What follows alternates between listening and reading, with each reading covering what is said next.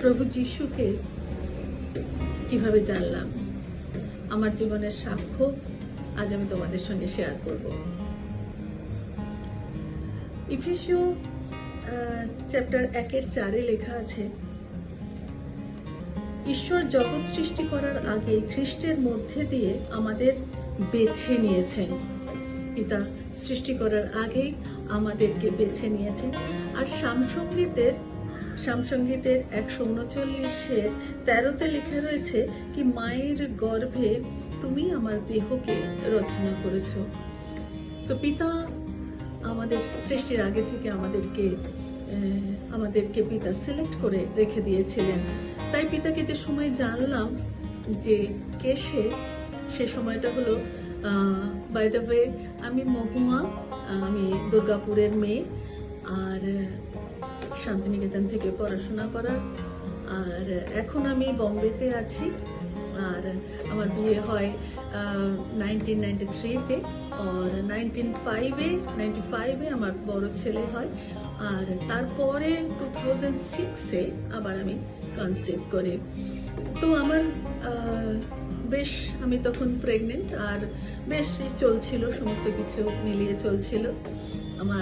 আমার শ্বশুর বাড়ি নবদ্বীপে, হাজব্যান্ড প্রবীর পাল, আর সবাই মিলে আমাদের ঠিকই চলছিল। ফ্যামিলি, আমিও কনসিভ করেছিলাম, 8 মাস পর্যন্ত ঠিকই চলছিল সব।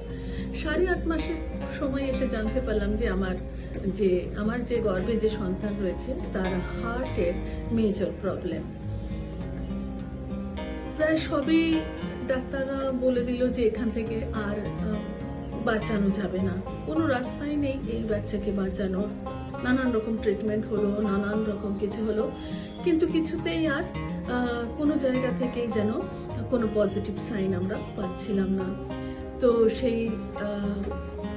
সেই সময়ে আমি তোমাদের কাছে এক্সপ্লেন করতে পারছি না, বাট সেই সময়ে আমরা খুবই ভেঙে পড়েছিলাম যে কিভাবে এই বাচ্চাটাকে আবার আমরা ফিরে পাবো।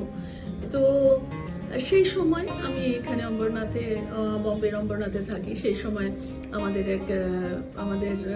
ফ্ল্যাটে এক খ্রিস্টান ফ্যামিলি ছিল, আর তার একটা ছোট্ট বাচ্চা এসে আমার কাছে জানায় যে, আন্টি তুমি প্রভু যিশুর কাছে যাও। সেদিন প্রথম যিশুর কথা খুব সামনে থেকে শুনলাম। বললো, তুমি যিশুর কাছে যাও, যিশুর কাছে তুমি প্রার্থনা করো, যিশুকে তোমার হৃদয়ে জায়গা দাও। 3বার যিশুর নামকে আমি খুব ভালো করে শুনলাম, যে নাম সব নামের ঊর্ধ্বে, যে নাম জীবন পরিবর্তন করে দেয়, সেই নাম শুনলাম। সেই নাম ভেতরে যেতেই এক অদ্ভুত হৃদয়ে কাজ করতে শুরু করলো কি, একবার দেখি না যে প্রভু যিশুর কাছে গিয়ে যদি বাচ্চাটাকে বাঁচানো যায়। সেই অবস্থায় মাকে নিয়ে গেলাম এখানে তাবর আশ্রম আছে, সেখানে যিশুর প্রার্থনা হয়। সেখানে গেলাম, প্রথম দিন চার্চে প্রবেশ করলাম, কিছুই বুঝতে পারলাম না কি হচ্ছে না হচ্ছে। শুধু মনে হলো এই অদ্ভুত ব্যাপার, এখানে এতগুলো লোক দাঁড়িয়ে গিটার বাজিয়ে চোখের জল দিয়ে আরাধনা করছে, এ যেন কিরকম একটা লাগলো। তবুও 4 ঘন্টা মা আর আমি শুধু কেঁদেই গেলাম, কিছু বলতেও পারিনি, কিছু বুঝতেও পারলাম না। আর ওখান থেকে যখন ফিরলাম, তখন জীবন সত্যি পিতা, জীবিত পিতা আমাদের ভালোবাসেন। পিতা আমাদের এত ভালোবাসেন যে তার একমাত্র পুত্রকে শলিতে চড়িয়েছেন, তাকে আমরা যেন জীবন পাই, আর বহুতায়তে জীবন পাই। সেই দিন সেখান থেকে ফিরে আসতে আসতে খবর এলো যে আমার বাচ্চা নাকি বেঁচে যাবে। অদ্ভুত এক আনন্দ, খুশিতে আমরা অস্থির হয়ে পড়লাম।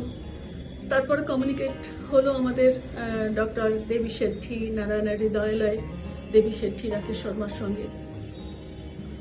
দিয়ে এখান থেকে আমি যাই ব্যাঙ্গালোরে, আর সেখানে গিয়ে আমার অপারেশন হয়, বাচ্চাকে তুলে নিয়ে যাওয়া হয়, আর বাচ্চাকে নারায়ণের হৃদয়ালয়ে রাখে।